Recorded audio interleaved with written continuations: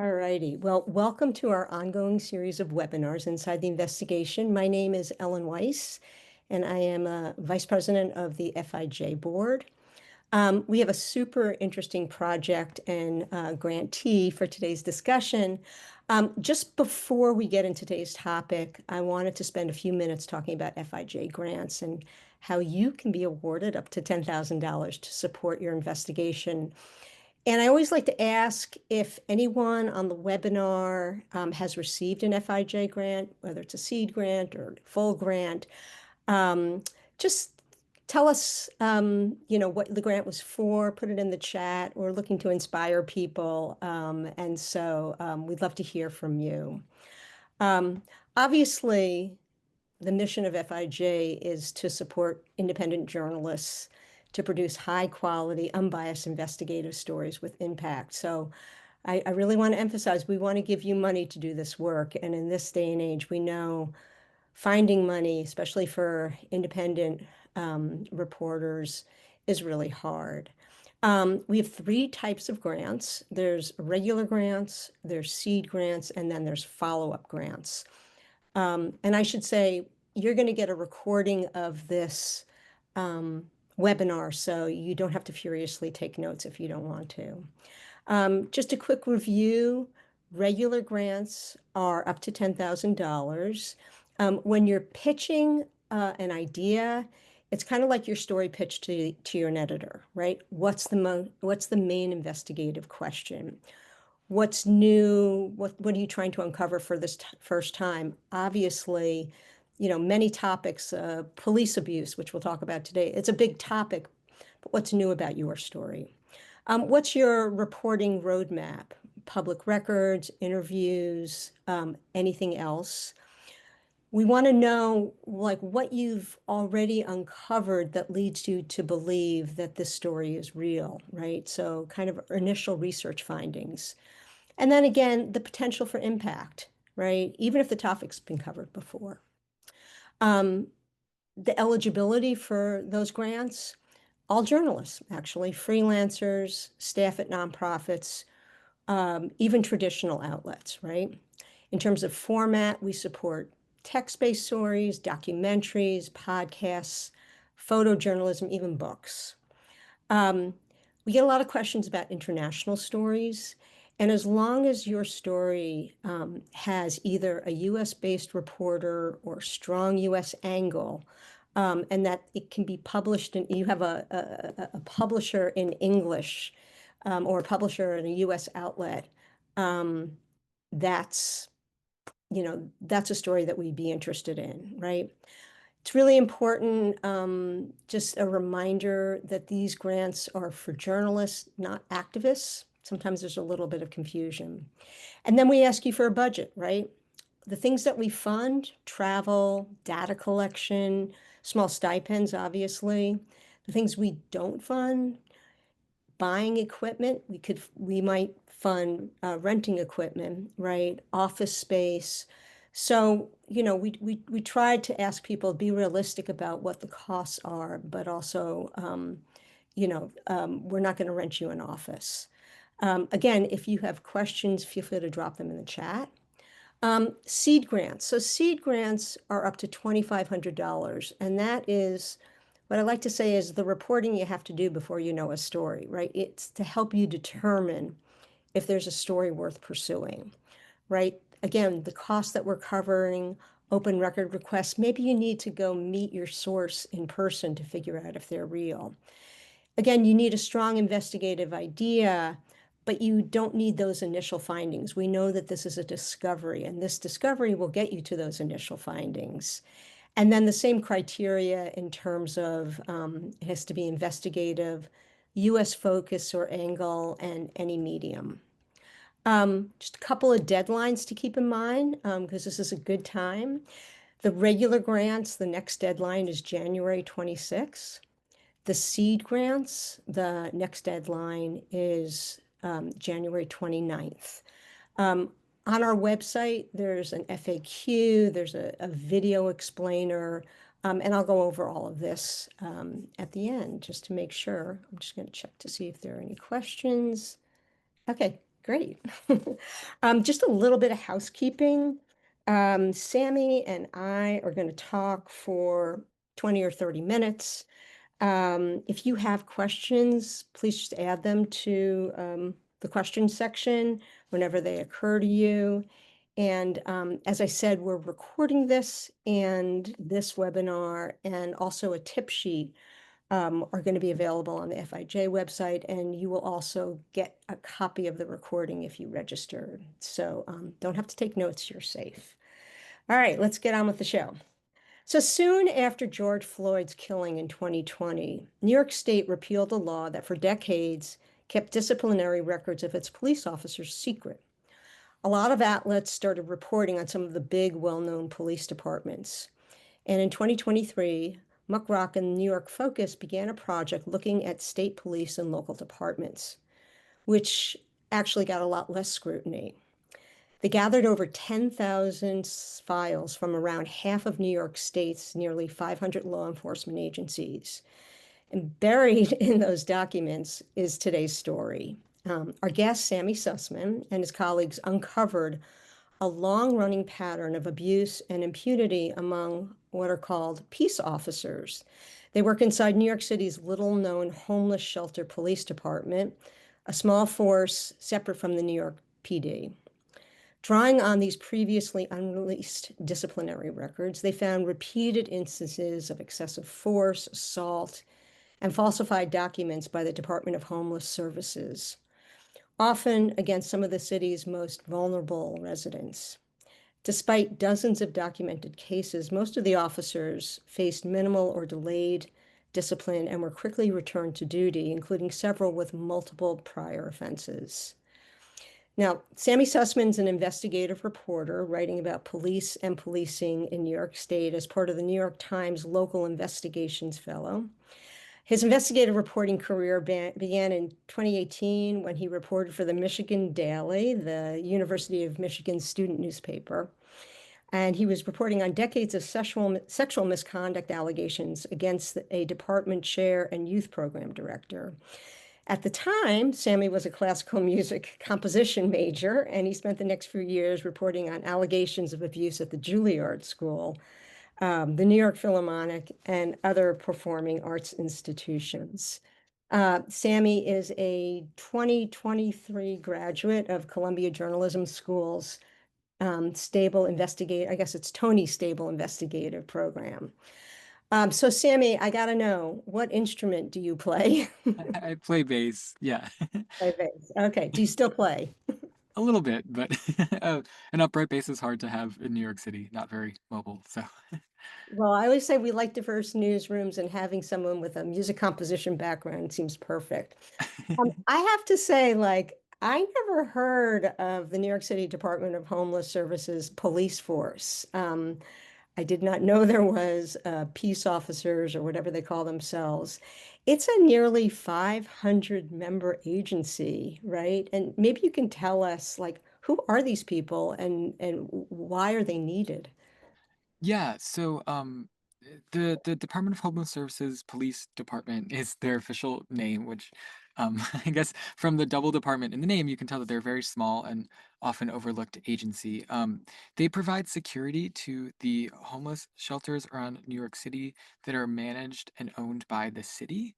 So in some, other shelters, there's private security when there are private organizations that own the property or provide other services, but we have a map that we'll show later of the specific shelters, but there are a number of designated shelters in New York City where New York City provides the security. Now, because they're peace officers, they have pepper spray or other non-lethal weapons that they use, but they don't use deadly force, and they're a little bit more limited in exactly what their enforcement obligations are. And crucially, at least for our story, they do train with the NYPD. So we'd seen some reporting about them that kind of conflated them with the NYPD, but they're a discrete entity we found with their own disciplinary practices, and they'd been just so overlooked. Yeah. As I said, this story was buried inside something much larger. So maybe you could talk a little bit about how you kind of discovered it, how you learned about the issue, and then kind of realized, oh, this is an investigation here. Yeah, so I was looking at law enforcement agencies around New York State, and I'd kind of ignored New York City because the NYPD, there was a lot of litigation over their disciplinary records when this law was repealed, and Legal Aid started putting all the NYPD disciplinary records online. So anyone can search any NYPD officer if you have a badge number or a name, and you can pull all their materials. And there are questions over at the NYPD's disclosure under FOIL and all of that. But crucially, this agency, I couldn't find any reporting about it. I couldn't see anyone that had looked at it. But also, there were just really severe patterns of, repeated misconduct or use of force against shelter residents. There were a lot of things that looked really interesting, and the records that I was getting were taken from prosecutors' offices. So I had filed requests with, I believe it was the Manhattan DA, the Brooklyn DA, the Queens DA, obviously also Staten Island and the Bronx, and I believe this one was from Manhattan. But all the records that I got had been shared by the agency with the DA, and I was seeing the records that came through that kind of, exchanging of files there. Cool. I'm going to share my screen and you're going to talk us through a few of these records. So let's see if I can pull this up. And here we go. Okay. So tell us what we're looking at here. Yeah, so here's a sample of a record. This was an officer with like one incident, so I thought it'd be kind of helpful to look at him first. But uh, I guess, and also we can talk about some of the reporting problems that you're going to notice from the get-go, because the individual you can see a quick specification or a summary of the incident, and you can see there's a pretty detailed explanation of the force that this officer used that they felt was I guess they say grossly inappropriate there in the last sentence, excessive and against proper policy and procedure. But you can also see that the individual that the force was used against, their name was redacted, any identifying information is redacted. You only have a date, but you don't have a time.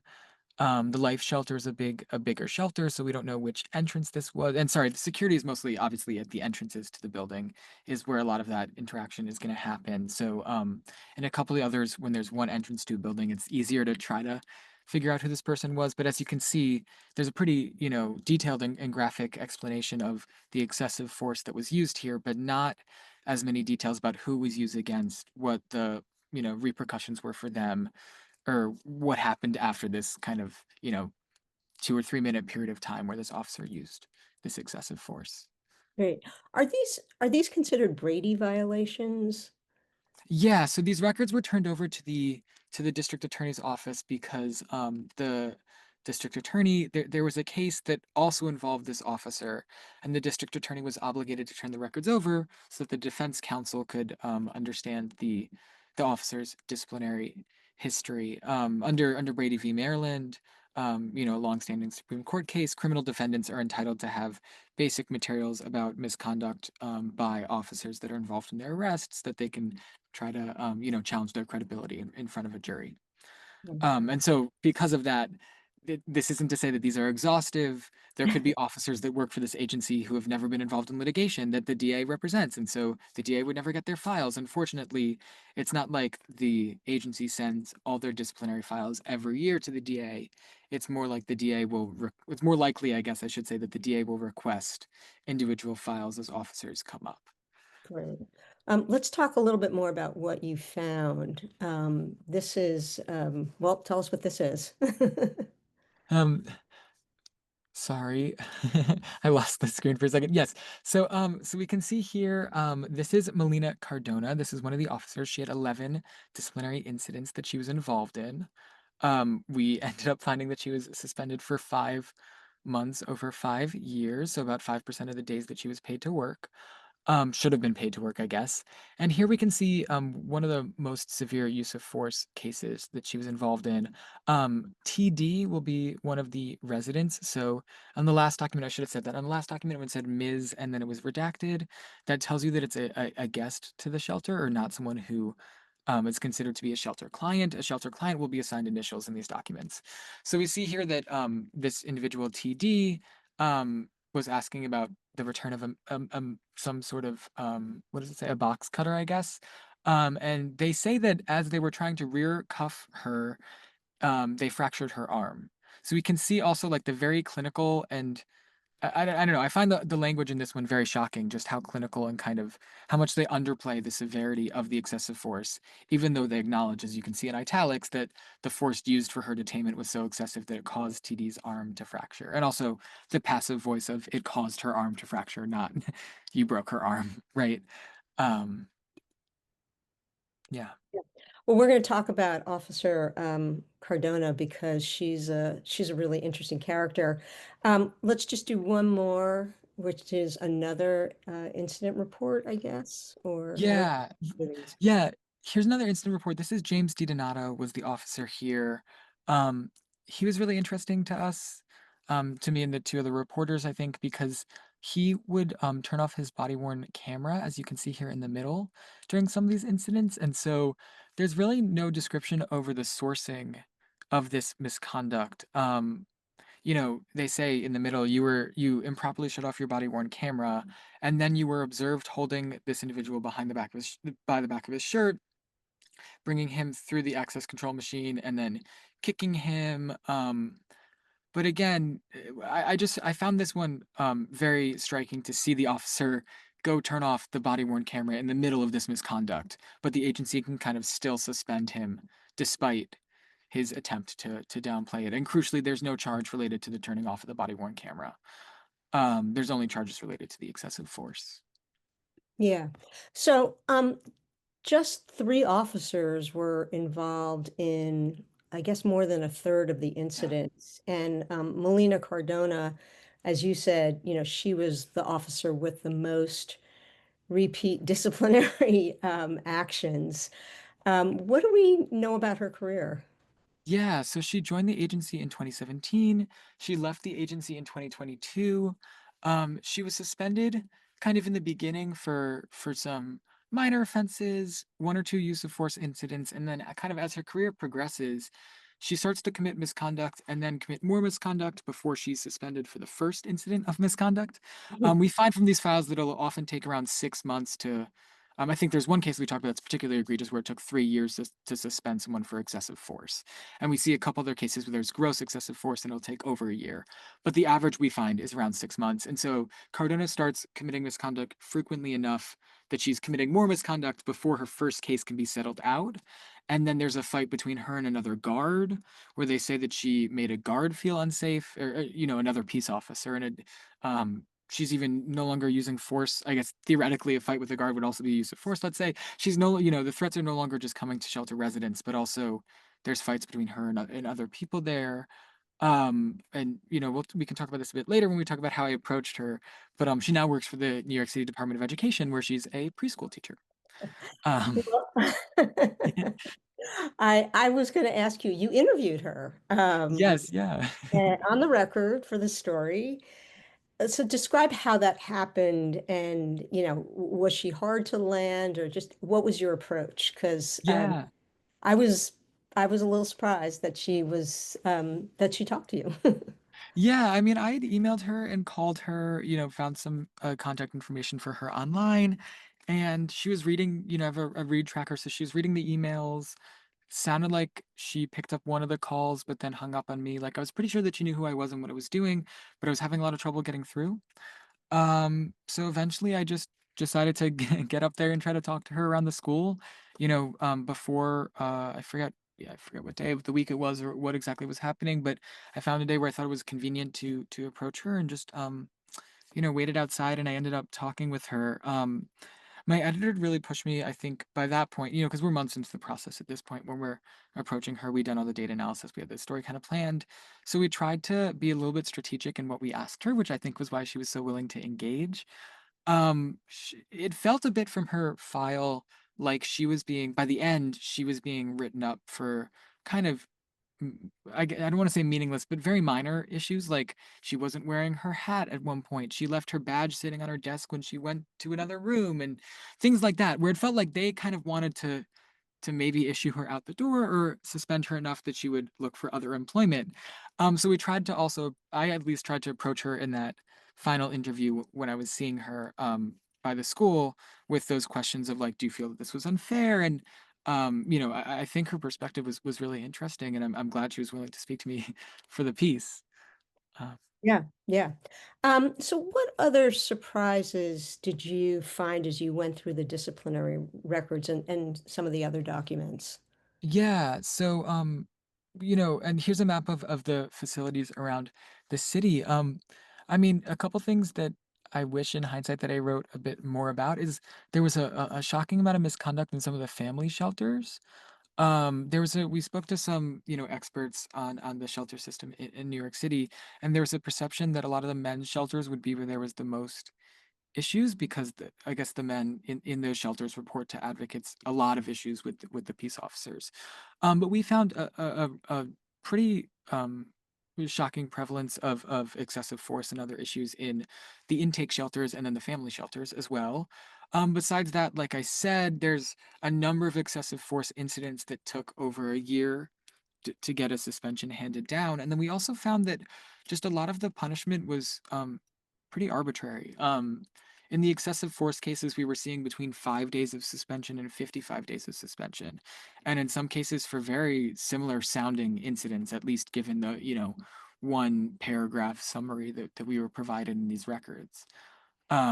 So maybe a little hard to kind of write about in an article, but definitely this system just seems arbitrary and kind of unable to handle the rate and prevalence of these issues across this shelter system. Yeah. So you received both a seed grant from FIJ and a full grant. And I just wonder if you could talk a little bit about kind of the initial vision for the reporting project and what role at what point did the FIJ support, play, and at what stage was it helpful? Yeah, so I guess to take a step back from this story specifically, the seed grant and the initial grant were both for much broader police misconduct reporting around New York State. I had filed a request with one DA's office. I had heard that this DA had a lot of Brady records that agencies around that county were withholding. I got back about 1,600 pages of records related to 42 law enforcement agencies and misconduct across those agencies going back a couple decades. So I used that seed grant money to request from surrounding DAs, got back more records, came back to FIJ again and said, now I want to expand across New York State. Spent, I forget exactly how long before I started reporting this piece, but somewhere, there was a point where I was making more requests as I was reporting this piece, but definitely, at this point, I've been doing it for 2 years and using the FIJ money to pay all the requests, pay the per page fees and all sorts of things like that. We have policefilesny.com, so we have a website where we try to put these records online and make them available to the broader public. I guess the grant in this specific case also helps pay for a little bit of travel to different shelters. Unfortunately, we actually weren't able to get anyone to speak to us near or outside the shelters. And I think, that's maybe a different issue to talk about. I think the shelter system, I mean, there's been great reporting about the shelter systems in New York State, but and New York City, but reporters are banned from those facilities without, going through official channels. It's not like I can just walk in and try to, interview someone. And so I think we kind of had to settle at a certain point in this story for what we could get from these records. My editor had this great quote, which was like, when you're reporting on systems or worlds like this where access can become part of the story, right? No one really knows no one knows these officers exist. I mean, from what we could find, there hadn't been reporting on them since 2016. No one knows the misconduct that they're committing. Just basing a story off the records can be enough if there's just been no reporting on it previously. I would hope that someone down the road could, interview people and write the amazing story that actually tells us what a shelter resident experienced and how this misconduct matches up with their own experience. But if we're never going to get that access, we have to settle for what we have and just write the story about this is how this system of That it discipline works or exists, right? doesn't. Yeah, yeah. Right, for sure. We have a question. Did you obtain the full misconduct history on these guys from the DA or the homeless police agency? Yeah, so it depends on the officer. I got them from the DA, and then I went back to the agency and said, "Now that the DA has given me some of these records, will you give me others?" And I found that that sort of two-part system has been the best, at least in New York, to get records. I mean, maybe it's more just practical thing that, there's no legal reason for it, but I think just practically, a lot of agencies are afraid to go. If their DA has already given me records about an officer's misconduct in their department, they're much more likely to try to deny me access or charge a lot of money, take months to do it. I think there's a general perception that DAs understand the law better than the records officer in any specific agency. And so therefore, I first requested records from all 62 county DAs around New York State, and then used the records that I got back to go to each specific department and say, your county DA gave me this. What else can I get from you? Got it. So you talked about one big obstacle, which is you couldn't actually walk into a shelter. What were some of the other obstacles that you faced in the reporting? Yeah, I mean, in a couple of the records, the officer's name was redacted, so that was annoying. There were ways to get around that.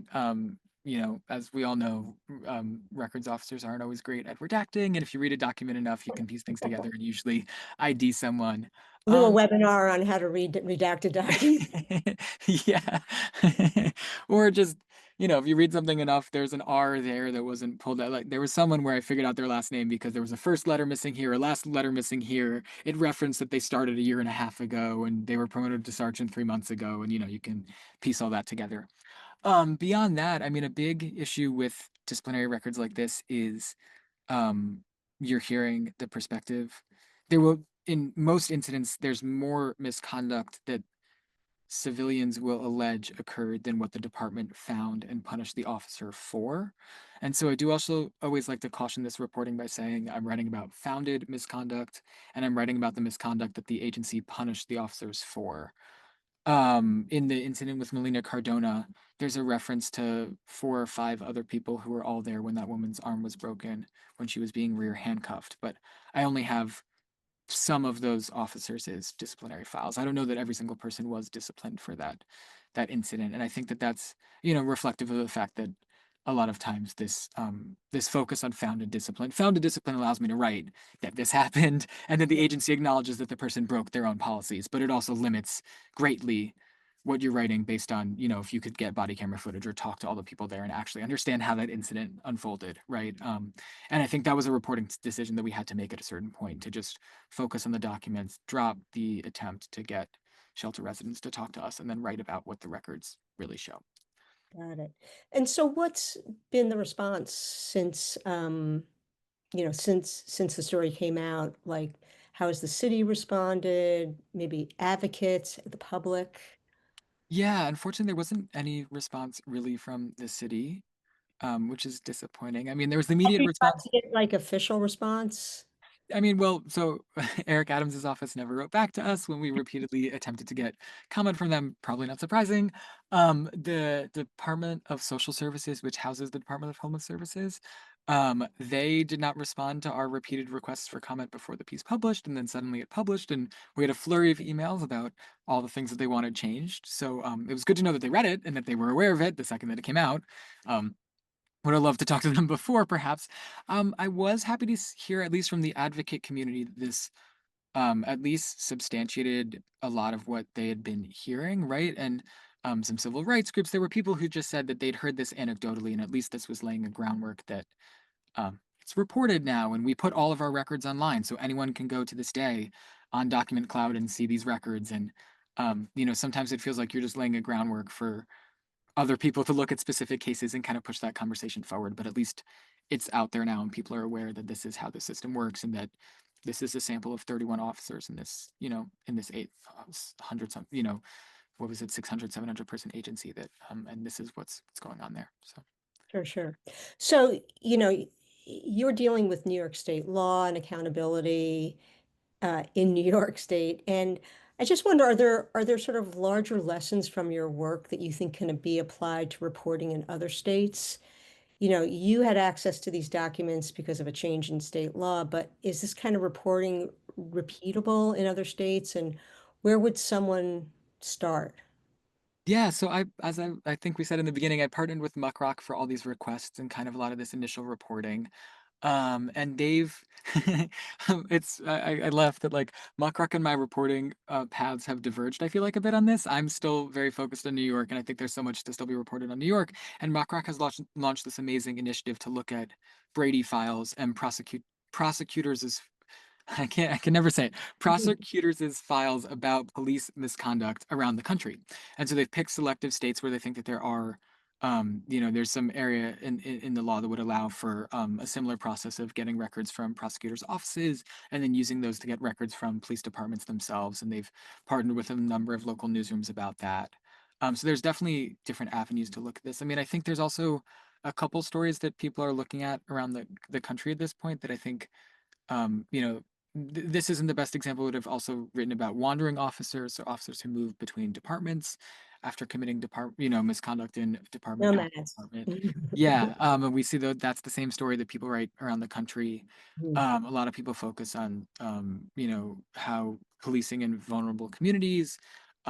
School resource officers is also really interesting, just as would shelter police agencies be. But I think, unfortunately, these are very similar stories that are happening around the country. Maybe just New York is unique that for 44 years or something, these records were public and then or private, and then suddenly they're public. And so we see how these agencies wrote the records when they didn't think anyone would ever see them. Sure, sure. Another question, were you working on other investigations during the 2 years you were putting these records together? Yeah.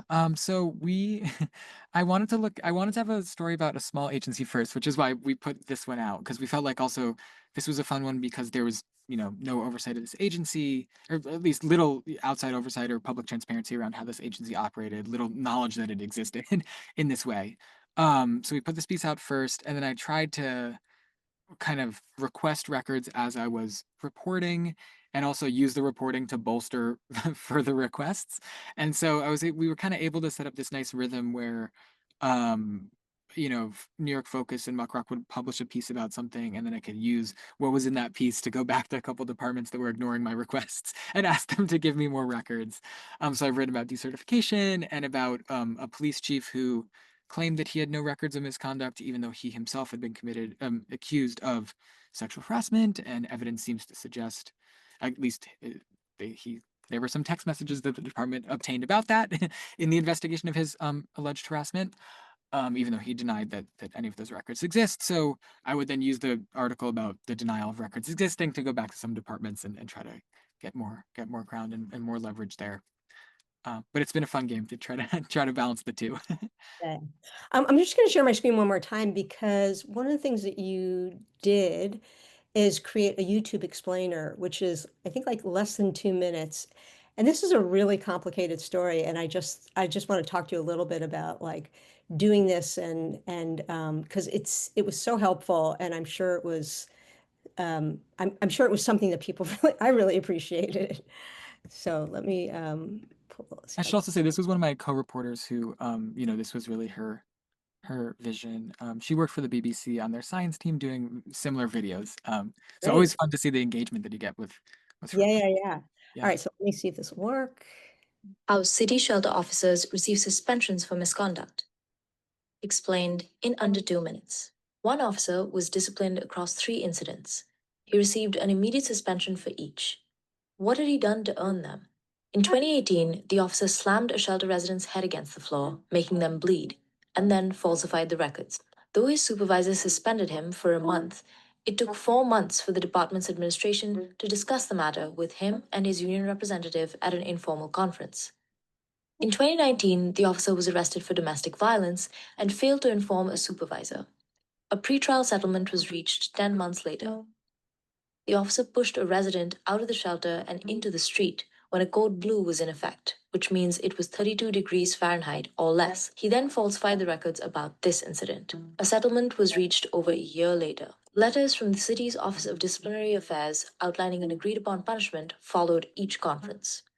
The first letter came about 6 months after the officer slammed the resident's head against the floor. The next two, delivered 15 months after he was arrested for domestic violence and 19 months after he threw a resident into the cold, gave a collective suspension of 23 days. But this didn't actually mean 23 days. It meant a 15-day suspension plus 8 days in abeyance. Because of his initial suspension, the 15 counted as served. The 8 days in abeyance meant that if the officer committed a similar violation within 9 months, he'd be suspended for an additional 8 days, no questions asked.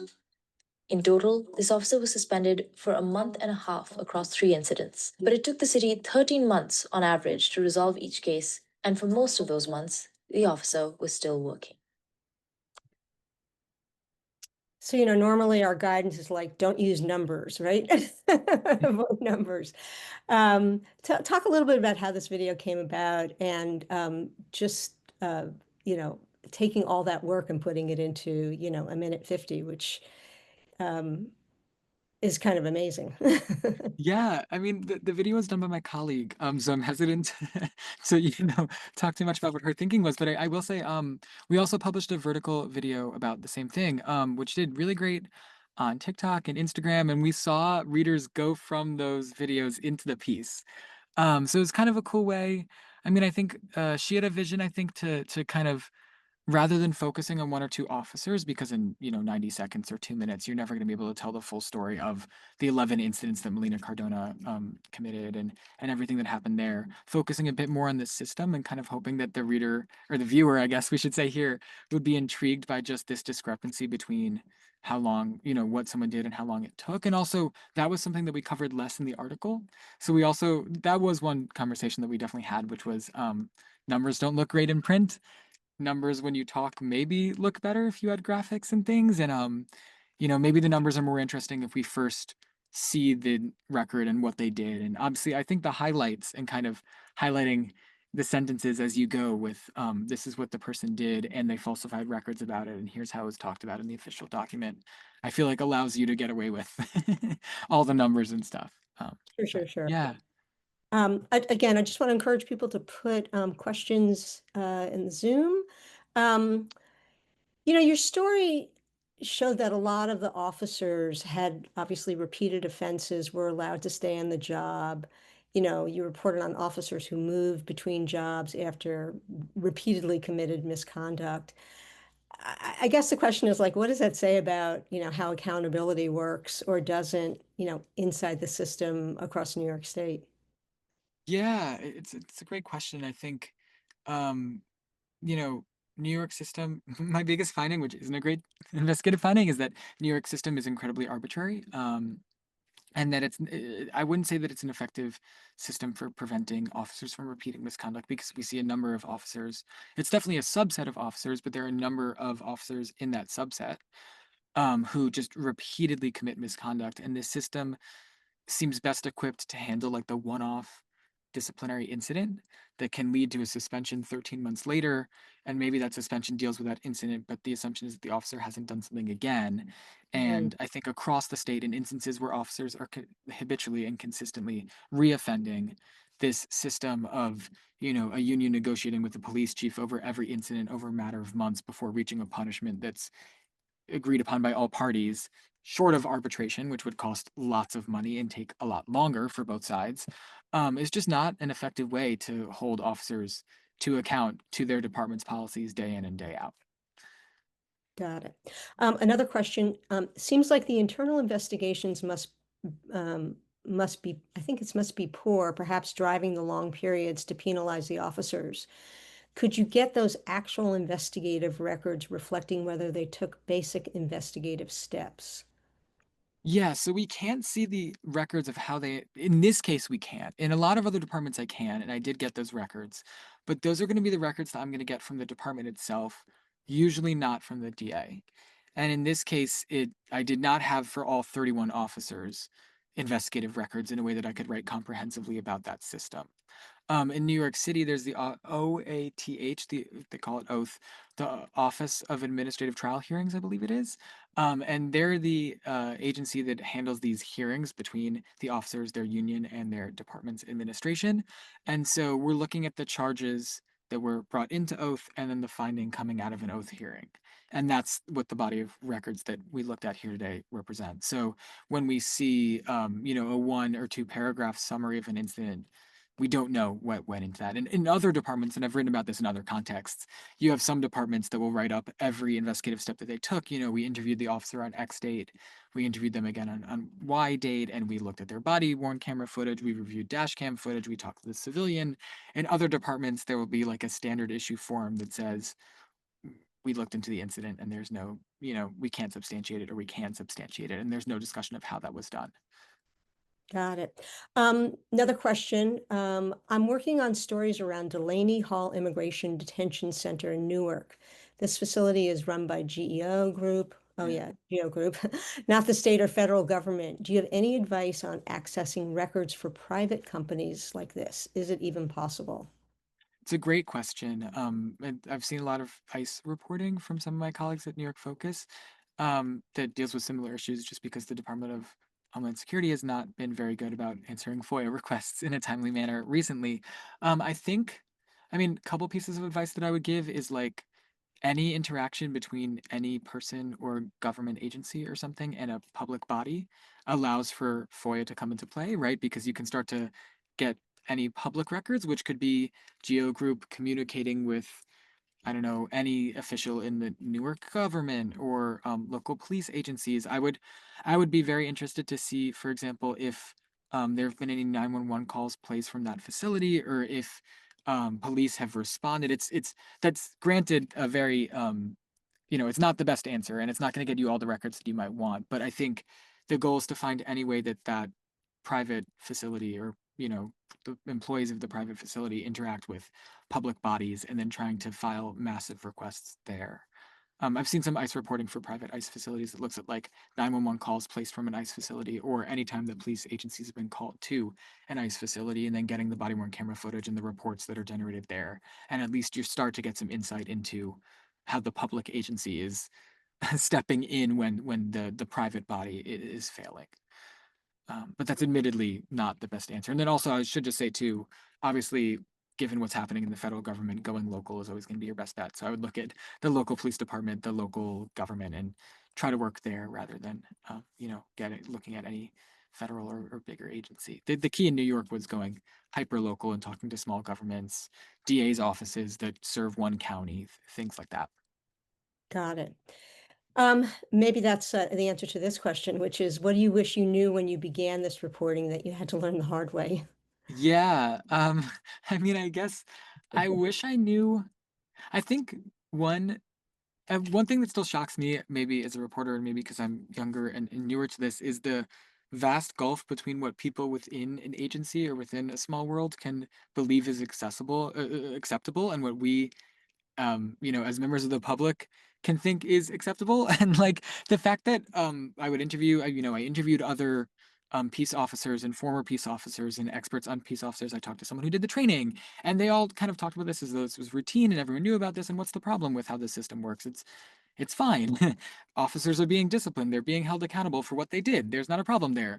But then you talk to, writing an article about this or like looking at the numbers as we saw in that video, it seems shocking that it takes 13 months on average, that there are excessive force cases that take over a year to be settled with some sort of suspension, that people are getting between 5 and 55 days for excessive force incidents, right? I think at least it shocks me that there's such a gulf between what we can all think is acceptable and what these agencies do. And I think a lot of this reporting is finding ways to either use documents to expose what's happening or to build sources within these agencies and be able to expose what's happening internally while still protecting people and being fair to their experience. Because also it is worth saying that this didn't come about in a vacuum. It's been decades of of negotiations between unions and agencies that led to this system. And so I also want to make sure that I'm being fair to the individual officer who doesn't have much control over what's happening in this huge system. Sure. You mentioned something, made me think that, investigating abuse in institutions, particularly institutions that serve vulnerable populations, it can take an emotional toll. Is that something you and your team had to navigate? Yeah, I mean, I can at least speak for myself. I found it really disappointing and hard to just accept the fact that we can't identify who these individuals are who are experiencing this excessive force. And um, I don't know, I always fear for someone reading an article that's about, their experience interacting with law enforcement and the misconduct that was committed against them, like the excessive force that was used on them. And I've sourced the piece based on this random disciplinary document. And so I write about the fact that their arm was that Melina Cardona's actions caused their arm to be broken, whatever was stated there. But you know, for them it's their arm that was broken, and maybe they wouldn't want that detail out there. I mean, um, I don't know. I find it very difficult to acknowledge and kind of publish this reporting knowing that I'm not able to talk to people who are directly affected. And I think a lot of the edit process for me will be like double checking with my editor and with you know, maybe not my direct editor, but someone above them who can read it with fresh eyes. Like, are we being fair to this person that we did not interview and cannot interview? I'm working on a piece right now that involves um, uh, investigators, investigator being a detective, basically in a sheriff's office here in New York State. How an investigator looked at child sexual abuse, a specific child sexual abuse investigation, and obviously we're not going to interview a child who alleges sexual abuse on the record for an article. But then there's all these questions that I think come into play, and like, are we being fair to this child and you know protecting their identity and the specifics of what they experienced while still you know fairly and accurately writing about the misconduct of the person who was looking into that child's claim. But I Interesting. find that you know I think it's something you have to grapple with and there are ways to do it, but that always does make me you know really uncomfortable at certain points, and it's something that I feel like I need to talk through Yeah, often. that's a really good point because we often think about consent, like people consent to have their story used or told, and you're in a tough Yeah. position this time. Yeah, interesting. And I mean, and just because you got the records under FOIL, like, there's also something weird about the fact that the agency very readily turns. I mean, I keep using Melina Cardona breaking that person's hand as the example, but like, there's something really horrible for the person whose arm was broken that the agency just readily gives out that you know information that they were trying to get a box cutter back and that they were detained and their hand was broken. I don't know, arm was broken. I wouldn't want that out there, perhaps, if I was that person. So. Sure, sure. I have one more question. So if the audience has more questions, please put them in there. I just want to know if you could offer one piece of advice or encouragement to people that are thinking about applying for an FIJ grant. Yeah, I think I would just say and you know, kind of acknowledge where at what point in the process your story is. I think the whole Sea Grant program is amazing. And I think it really allows people to come in with more of a hunch than with a more defined story. And for me it was great to come in with like I had this idea about this one DA's office and misconduct in this one county.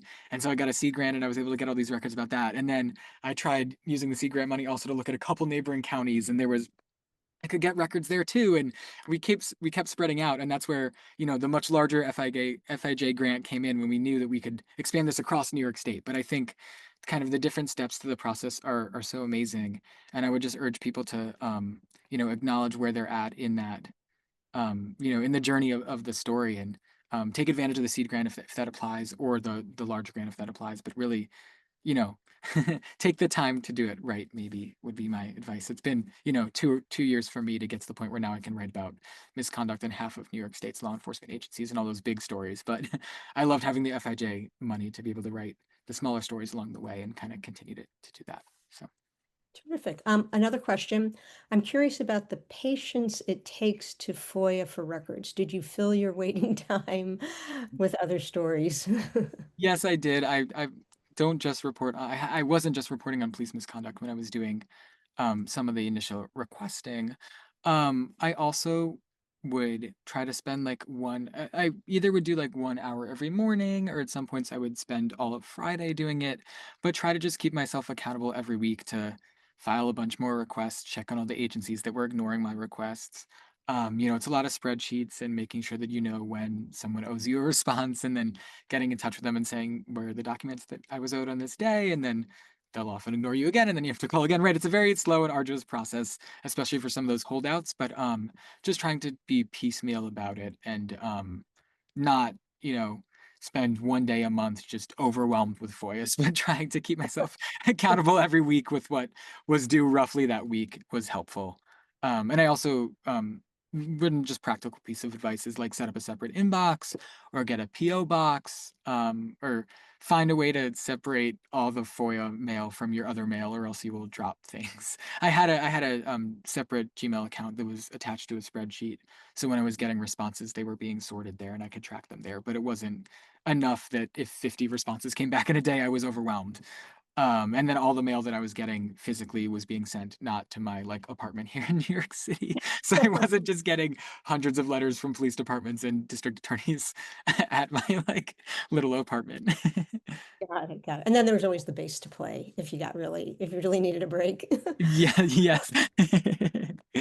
What's the name of the email read tracker that you mentioned earlier? Yeah, there's a bunch of different ones. I think I use Mail Tracker, but you can find what these services do is they attach like a 1 pixel by 1 pixel image to the bottom of an email, and then they note when that image was loaded by someone's email service. So if you open an email on your phone or on your computer, you load whatever images are in the signature of my email. But I should also say that that's great in FOIAs to prove that someone did open the FOIA, and even if they didn't acknowledge it or ever answer it, you can prove that they read it. There was one case in particular where a village clerk opened my FOIL like 50 times but never responded to me. And I think she was very shocked to know that I knew that she had opened it. So Oh, wow. That's awesome. I love that. Um, well, if there are no more questions, Sammy, I want to thank you so much. Thank you for your reporting. Thank you for being such a willing participant in the webinar. Sammy's also put together a tip sheet for doing this kind of reporting in your community, and we're going to post that on the FIJ site. Again, everyone who registered, you'll get an email from FIJ sometime next week with a link to the recording of the webinar and the tip sheet. A few other important reminders: regular grants up to $10,000. The next deadline is January 26th. The seed grant, these are smaller grants up to $2,500 for that preliminary reporting. The deadline is January 29th. If you have any questions about applying or want to make a suggestion for the webinar, you can email us at grants@fij.org. And if you go to the FIJ website, under resources, there's a FAQ and a video to help you with the application process. We really want to be available to help you make the strongest possible application. So thank you so much for joining us. And I guess have a great weekend and a happy Halloween. yeah, happy All right. Halloween. Take care, everybody. Bye-bye.